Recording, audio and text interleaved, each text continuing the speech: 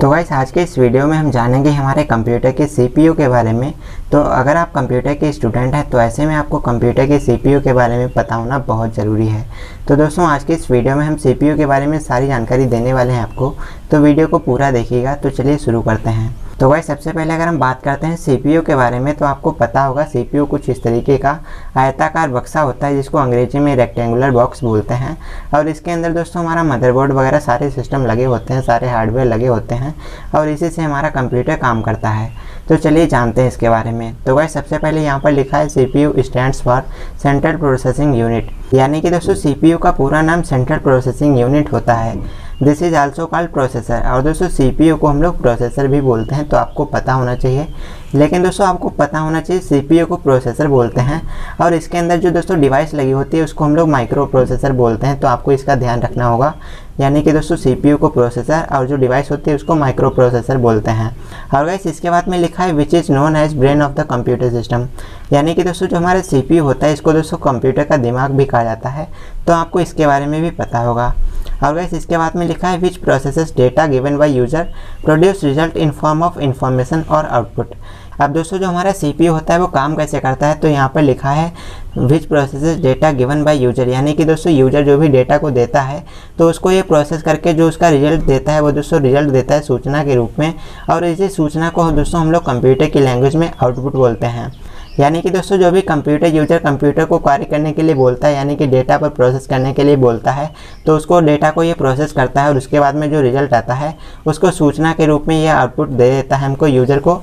तो ये आपको पता होना चाहिए। और दोस्तों ये जो प्रोसेस होता है जिसमें यूजर अपने डेटा को प्रोसेस करवाता है, और दोस्तों इसी प्रोसेस को हम लोग आईपीयू सिस्टम बोलते हैं कंप्यूटर के अंदर। तो इसके बारे में मैं डिटेल में वीडियो बना दूंगा। वेल आज के इस वीडियो में हम जानते हैं कंप्यूटर के सीपीयू के बारे में। उसके बाद में गाइस यहाँ पर लिखा है पार्ट्स ऑफ सीपीयू। तो चलिए जानते हैं कंप्यूटर के सीपीयू के पार्ट्स के बारे में। तो गाइस हमारे कंप्यूटर में सीपीयू के जो पार्ट्स होते हैं वो दोस्तों 3 होते हैं। सबसे पहला होता है एएलयू, उसके बाद सीयू, तीसरा होता है एमयू। तो चलिए तीनों के बारे में जानते हैं। तो गाइस जो सबसे पहला पार्ट आता है जिसको हम लोग एएलयू बोलते हैं, वेल दोस्तों जो यहाँ पर हमारा एएलयू होता है इसका पूरा नाम होता है एरिथमेटिक लॉजिक यूनिट। इसका काम क्या होता है, तो गाइस यहाँ पर लिखा है एरिथमेटिक लॉजिक यूनिट, यानी कि दोस्तों हमारे कंप्यूटर के अंदर जो भी एरिथमेटिक और जो भी लॉजिकल प्रोसेसिंग करनी होती है वो दोस्तों एएलयू करता है। अब दोस्तों एरिथमेटिक से यहाँ पर मतलब है जो एरिथमेटिक होता है, जैसे दोस्तों एडिशन, मल्टीप्लिकेशन या फिर सब्सट्रैक्शन, यानी कि दोस्तों जोड़ घटाना गुणा भाग वाला जो भी काम होता है उसको दोस्तों हम लोग एरिथमेटिक बोलते हैं। और जो भी दोस्तों प्रोसेसिंग करनी होती है सर्किट्स वगैरह में, या फिर दोस्तों जो भी ग्राफिकल होते हैं, जो भी ग्राफ होते हैं, रिप्रेजेंटेशन होते हैं या फिर प्रेजेंटेशन होते हैं, तो गैस उनको हम लोग लॉजिकल बोलते हैं। तो गैस इन सभी को यानी कि एरिथमेटिक और लॉजिकल प्रोसेसिंग को हम लोग एएलयू करता है, जो कि दोस्तों एएलयू हमारे माइक्रो प्रोसेसर के अंदर लगा होता है। इसके बाद में गाइस जो अगला पार्ट आता है वो दोस्तों सीयू, यानी कि कंट्रोल यूनिट। यानी कि दोस्तों हमारे कंप्यूटर के अंदर, हमारे सीपीयू के अंदर कोई भी हार्डवेयर अगर लगा हुआ है तो उसको कब काम करना है, कब उसको काम नहीं करना है, वो किस तरीके से काम करेगा, किस स्पीड से काम करना है, तो ये जो भी काम होता है ये दोस्तों कंट्रोल यूनिट का काम होता है, जिसको शॉर्ट फॉर्म में हम लोग सीयू बोलते हैं। इसके बाद में गाइस जो हमारा अगला यूनिट आता है जो कि है मेमोरी यूनिट, और इसको हम लोग शॉर्ट फॉर्म में एमयू बोलते हैं। वेल दोस्तों मेमोरी यूनिट का सिंपल सा फंडा है। यहाँ पर दोस्तों आपके कंप्यूटर के अंदर डेटा को कब स्टोर करना है, कहाँ पर डाउनलोड करना है, कब इंस्टॉल करना है, यानी कि दोस्तों हमारे कंप्यूटर के अंदर डेटा स्टोरेज से रिलेटेड जो भी काम होता है वो काम होता है मेमोरी यूनिट का। जैसे दोस्तों हमारे कंप्यूटर के अंदर हार्ड डिस्क के अंदर डेटा स्टोर होता है, तो ऐसे में हार्ड डिस्क के अंदर डेटा को कब स्टोर करना है, कब रीड करना है, कब राइट करना है, तो ये सारा का सारा काम एमयू का होता है, यानी मेमोरी यूनिट का होता है। तो वैसे अब आपको पता चल चुका होगा कि हमारे कंप्यूटर के सीपीयू के अंदर मेन 3 पार्ट होते हैं जो कि एएलयू, सीयू और एमयू होता है। इसके बाद में गाइस बात कर लेते हैं हमारे कंपोनेंट्स के बारे में, यानी कि सीपीयू के अंदर जो कंपोनेंट लगे होते हैं उनके बारे में। तो गाइस यहाँ पर लिखा है there are 4 types of components in our CPU, यानी कि दोस्तों हमारे सीपीयू के अंदर 4 तरीके के मेन कंपोनेंट होते हैं। तो चलिए एक एक करके जान लेते हैं चारों के बारे में। तो गाइस यहाँ पर जो हमारा सबसे पहला सीपीयू का कंपोनेंट है वो है मदरबोर्ड। वेल अगर आप कंप्यूटर के स्टूडेंट हैं तो ऐसे में आप मदरबोर्ड के बारे में बहुत सारी जानकारी जानते होंगे। लेकिन दोस्तों अगर आपको नहीं पता कि कंप्यूटर के अंदर मदरबोर्ड क्या होता है, तो गाइस मैं आपको बता दूं हमारे कंप्यूटर के अंदर जो ये सीपीयू होता है, गाइस हमारा सीपीयू होता है, इसके अंदर आपने देखा होगा इसके अंदर एक बहुत बड़ा सर्किट बोर्ड लगा होता है, जहाँ पर दोस्तों आपके कंप्यूटर के सारे हार्डवेयर, सारे डिवाइसेस लगे होते हैं। जैसे कि दोस्तों रैम होती है, रोम होती है, प्रोसेसर होता है, हार्ड डिस्क होती है, या फिर दोस्तों जो भी डायोड्स या फिर ट्रांजिस्टर, रजिस्टर लगे होते हैं, तो वो सारे के सारे उसी मदरबोर्ड के अंदर लगे होते हैं। तो आपने अगर कंप्यूटर देखा है, CPU को खोलकर देखा है तो आपको पता होगा। तो गाइस उसी सर्किट बोर्ड को हम लोग मदरबोर्ड बोलते हैं। अब दोस्तों यहाँ पर सबसे पहले तो लिखा हुआ है motherboard, this is the main circuit board of computer.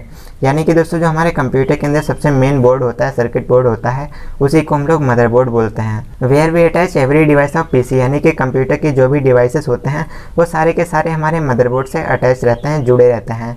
फिर भले वो आपका रैम हो, रोम हो, या फिर कोई भी स्टोरेज डिवाइस हो, या फिर कोई भी एक्सटर्नल डिवाइस हो, या फिर कोई भी हार्डवेयर हो, तो वो सारा हमारा मदरबोर्ड से कनेक्ट रहता है और तभी वो अच्छे से काम करता है। इसके बाद में गाइस जो अगला कंपोनेंट आता है वो है दोस्तों SMPS। वेल दोस्तों अगर आप SMPS के बारे में नहीं जानते तो मैं आपको बता दूं। गाइस हमारे कंप्यूटर के अंदर एक डिवाइस यहाँ पर सबसे ऊपर लगा होता है पीछे की तरफ, जहाँ पर हम अपने कंप्यूटर के CPU में पावर सप्लाई को इनपुट करते हैं। तो वो गाइस जो भी पावर सप्लाई हमारे CPU के अंदर जाती है वो सबसे पहले SMPS के अंदर जाती है। और SMPS उसको क्या करता है, तो गाइस आपको जो AC सप्लाई आप देते हैं SMPS को, तो SMPS उस AC सप्लाई को DC में कन्वर्ट कर देता है और उस DC सप्लाई को हमारे मदरबोर्ड के अंदर भेज देता है। अब दोस्तों हमारे CPU के अंदर कई सारे ऐसे पार्ट होते हैं जो कि दोस्तों 12 वोल्ट DC करंट पर चलते हैं, कई होते हैं 6 वोल्ट DC करंट पर चलते हैं, और कई होते हैं वो 3 वोल्ट के DC करंट पर चलते हैं। तो गाइस ऐसे में हमारे मदरबोर्ड के अंदर बहुत सारे ऐसे डिवाइसेस होते हैं जो अलग अलग वोल्टेज पर काम करते हैं। तो ऐसे में SMPS क्या करता है दोस्तों, SMPS उन सभी को उनके अकॉर्डिंग जितनी उनको वोल्टेज चाहिए उतनी वोल्टेज SMPS उसको प्रोवाइड कर देता है। तो गाइस यहाँ पर लिखा हुआ है SMPS के अंदर SMPS used for providing power supply in motherboard and every part of computer. यानी कि दोस्तों हमारे कंप्यूटर के अंदर SMPS का इस्तेमाल किया जाता है पावर सप्लाई को बांटने के लिए। मदरबोर्ड के अंदर जितने भी CPU के अंदर पार्ट लगे होते हैं तो उन सभी के अंदर पावर सप्लाई को इनपुट करने के लिए, यानी कि उसको वितरित करने के लिए इसका इस्तेमाल किया जाता है। अब दोस्तों यहाँ पर नोटिस करने वाली बात यह है कि SMPS की फुल फॉर्म कई बार एग्जाम्स में पूछ ली जाती है। तो ऐसे में आपको SMPS का फुल फॉर्म भी पता होना चाहिए। तो अगर आपको नहीं पता है तो मैं आपको बता दूं दोस्तों, SMPS का पूरा नाम होता है स्विच मोड पावर सप्लाई। अब दोस्तों ये आपको पता होना चाहिए अगर आप कंप्यूटर के स्टूडेंट हैं, अदरवाइज आपको SMPS के बारे में मैंने सारी जानकारी दे दी है। और गाइस इसके बाद में जो CPU का सबसे मेन कंपोनेंट आता है वो दोस्तों एग्जॉस्ट फैन। वेल इसका इस्तेमाल करना हमारे CPU के अंदर सबसे ज़्यादा ज़रूरी है। तो गाइस मैं आपको बता दूं, हमारे कंप्यूटर के अंदर जो CPU लगा होता है उसके अंदर दोस्तों बेसिकली 2 एग्जॉस्ट फैन लगे होते हैं, जिनका काम क्या होता है, ये दोस्तों पंखे होते हैं जो कि छोटे छोटे पंखे लगे होते हैं, आपने देखा होगा। और दोस्तों हमारे CPU के अंदर एग्जॉस्ट फैन का काम क्या होता है, तो चलिए मैं आपको बता दूँ। अब दोस्तों अगर आप कंप्यूटर के स्टूडेंट हैं तो आपको पता होगा दोस्तों, कोई भी इलेक्ट्रिक डिवाइस हो या फिर कोई भी मैकेनिकल डिवाइस हो, तो ऐसे में डिवाइस जब भी वर्क करते हैं, जब भी अपना काम करते हैं, तो काम करने के दौरान उसके अंदर से बहुत सारी हीट जनरेट होती है। तो दोस्तों ऐसे में उसी हीट को डिवाइस से बाहर निकालने के लिए हमारे कंप्यूटर के अंदर या फिर उस डिवाइस के अंदर एग्जॉस्ट फैन का इस्तेमाल किया जाता है। तो एग्जॉस्ट फैन बेसिकली क्या करता है, ये जो अंदर जो भी फालतू की गर्मी बन जाती है, जो भी हीट होती है, तो उस गर्म हवा को बाहर निकालने का काम हमारे एग्जॉस्ट फैन करते हैं। अब दोस्तों अगर आप कंप्यूटर के स्टूडेंट हैं तो यहाँ पर आपको पता होना चाहिए हमारे कंप्यूटर के अंदर 2 एग्जॉस्ट फैन लगे होते हैं। एक लगा होता है हमारे कंप्यूटर के अंदर जो मदरबोर्ड होता है उसमें, जहाँ पर CPU लगा होता है, जहाँ पर दोस्तों माइक्रो प्रोसेसर लगा होता है, तो माइक्रो प्रोसेसर के ऊपर एक एग्जॉस्ट फैन लगा होता है जो कि माइक्रो प्रोसेसर के अंदर जो भी हीट बनती है तो उस हीट को बाहर निकालने का काम करता है। और दूसरा लगा होता है हमारे SMPS के अंदर। तो गाइस ये आपको पता होना चाहिए हमारे CPU के अंदर 2 एग्जॉस्ट फैन लगे होते हैं, एक SMPS के अंदर और एक माइक्रो प्रोसेसर के ऊपर। तो गाइस ये क्या करते हैं, ये अंदर की जो गर्म हवा बन जाती है उसी को बाहर निकालने का काम करते हैं, ताकि हमारे CPU का टेम्परेचर जो भी है वो अच्छे से नॉर्मल रहे और ऐसे में हमारा कंप्यूटर अच्छे से काम करता है। यहाँ पर दोस्तों लिखा हुआ है exhaust fan is used for removing hot air from CPU and temperature maintenance. यानी कि दोस्तों एग्जॉस्ट फैन का काम क्या होता है, ये इसका इस्तेमाल किया जाता है रिमूव करने के लिए हॉट एयर को, यानी कि गर्म हवा को बाहर निकालने के लिए CPU से। और दूसरा काम लिखा है टेम्परेचर मेंटेनेंस, यानी कि जो CPU का टेम्परेचर होता है उसको मेंटेन करने के लिए भी इसका इस्तेमाल किया जाता है, ताकि हमारा कंप्यूटर अच्छे से काम कर सके।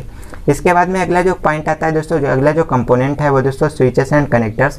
तो चलिए इसके बारे में भी जान लेते हैं। अब दोस्तों अगर आप कंप्यूटर के स्टूडेंट हैं, आपने CPU का इस्तेमाल किया है तो CPU को देखा होगा दोस्तों, CPU के अंदर बहुत सारे कनेक्टर और स्विच लगे होते हैं। आपने पीछे की तरफ यहाँ पर दोस्तों आपने देखा होगा बहुत सारे कनेक्टर लगे होते हैं, जहाँ पर हम अपने डिवाइसेस को, अपने केबल्स को कनेक्ट करते हैं, डेटा केबल को कनेक्ट करते हैं, लैन केबल को कनेक्ट करते हैं, माउस कीबोर्ड को कनेक्ट करते हैं, प्रिंटर को कनेक्ट करते हैं।